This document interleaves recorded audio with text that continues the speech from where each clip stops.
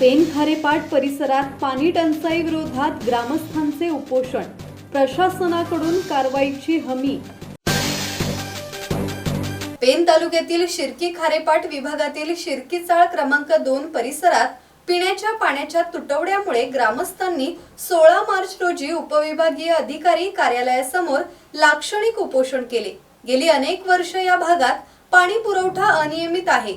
16 वाड्यांमध्ये पूर्वी 4-5 दिवसाआड पाणी येत असताना गेल्या महिन्यात मुख्य जलवाहिनीवरील बेकायदेशीर नळ कनेक्शनमुळे नागरिकांना 18 ते 20 दिवसाआड पाणी मिळत आहे। यावेळी शिर्की खारेपाट विभागातील शिर्की चाळ ग्रामस्थांनी सर्व अनधिकृत कनेक्शन तातडीने तोडले जावेत आणि नियमित पाणी पुरवठा सुरू केला जावा अशी मागणी केली आहे।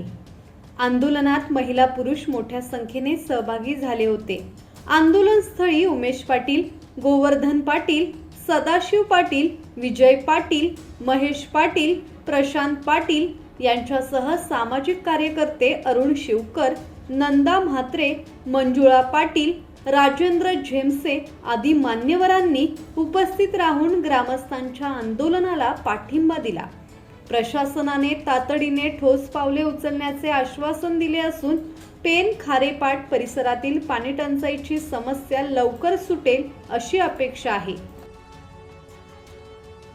किरण बांधणकर, संवाद मराठी लाईव्ह, पेन।